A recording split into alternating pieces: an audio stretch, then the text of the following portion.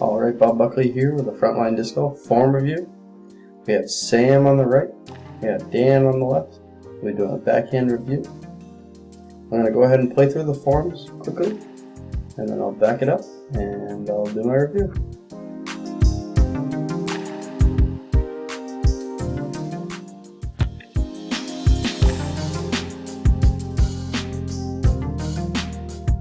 Okay, so the first thing I tell everybody is to slow down.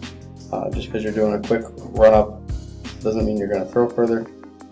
Often that hop that Sam has comes from being too fast and trying to get from point A to point B too quickly. We want to make sure that we're getting from point A to point B while hitting everything in our checklist and getting our body into proper form so we can use our body as an optimal catapult for the disc.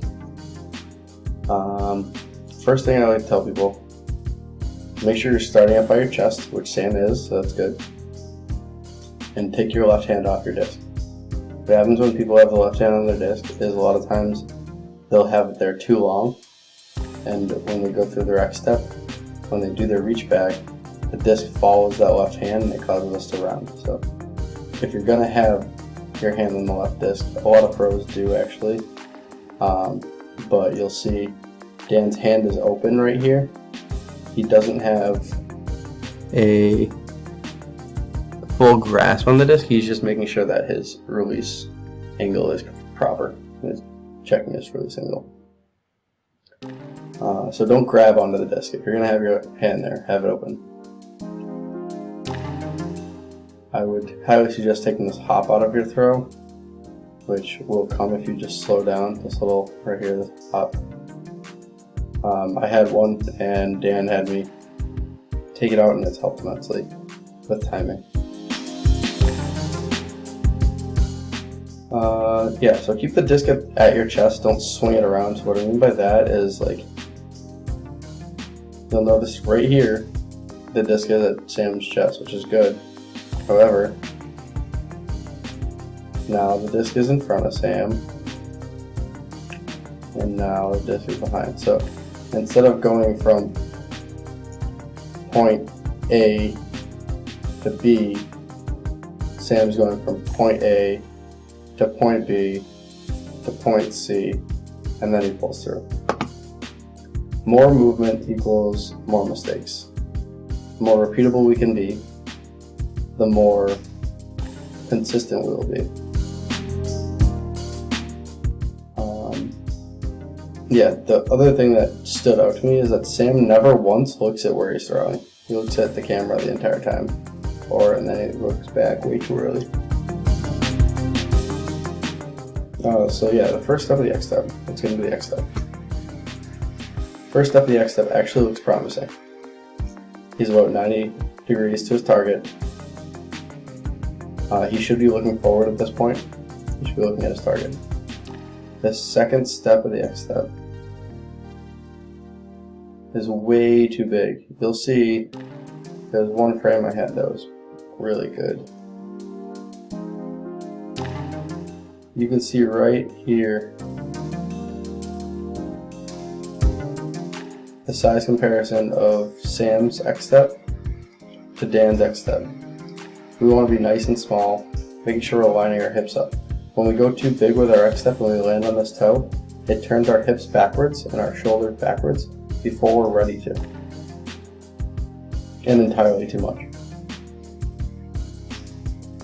This also throws the timing off. The reach back should start. Usually people start their reach back early. With Sam, I'm seeing that he's starting his reach back late. It's not even that he's starting it late, but he's starting it from way up here, so it throws the timing of the reach back off. As Sam goes back, as the front foot comes out of the XStep, we should see Sam's arm reach back at the same time, and at the same speed.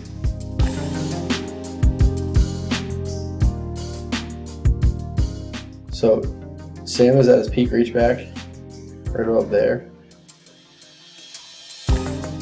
which is good. That's how we want to peak We want to reach back to peak as our front foot touches.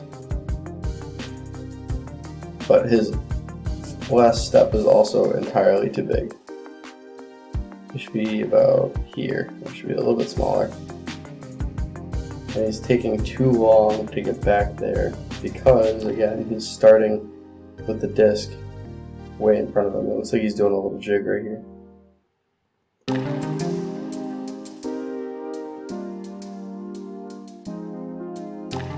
We want to stay compact too. We want to make sure we're getting that left arm down next to us. Either, some people say put it down the inside of your left thigh or put it on your left thigh, or just keep it, Dan just likes to keep it tucked in. And try to stay level. You're extremely bouncy. And what I mean by that is if I were to draw a line, where your shoulders are, right here, you're going to go below that line, you're going to go above that line, you're going to go below that line. If I would do it with Dan, right here, his shoulders will stay at that level the entire time.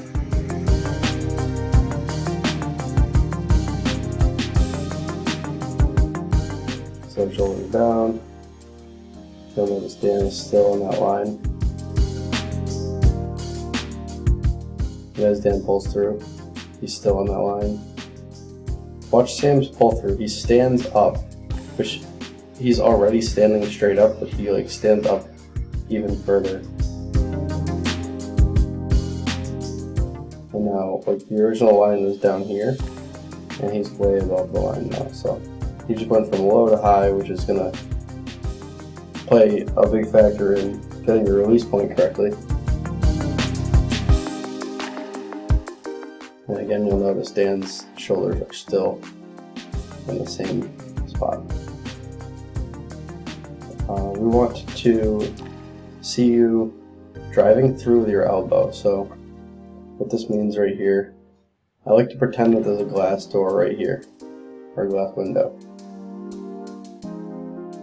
So you'll see as Dan comes through, if this were truly a glass window, he would shatter that glass window. That's what we like to see. We like to see you coming through with your elbow first and getting that elbow out away from your body. So there we go. There's your glass window. Glass window is shattered by Dan. He threw his elbow straight through it. With Sam, he does what most of our form reviews do. They get to this point where your elbow is right in line with your torso, and then you open your shoulders up. We want to see you go one step further with this elbow and get out through this glass plane before we open our shoulders up.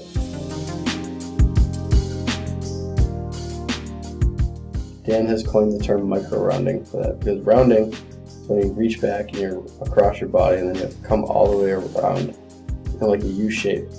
You end up releasing right a little bit.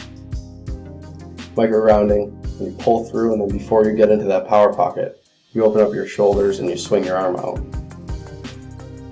So that's all I got. Hopefully you found it helpful. Hopefully you learned from it. I will say, when you're fixing your form, try to pick one thing at a time, work on it. When it becomes a habit and you no longer have to consciously think about it, then move on to the next thing. If you try to fix everything at once, it gets all jumbled in your mind and you'll see a lot slower progress.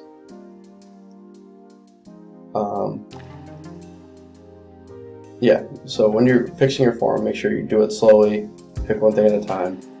You might see a step backwards when you're trying to figure this stuff out, but in the long run, it'll help you out. So, hope you enjoyed it, hope you learned from it, and we'll see you next time.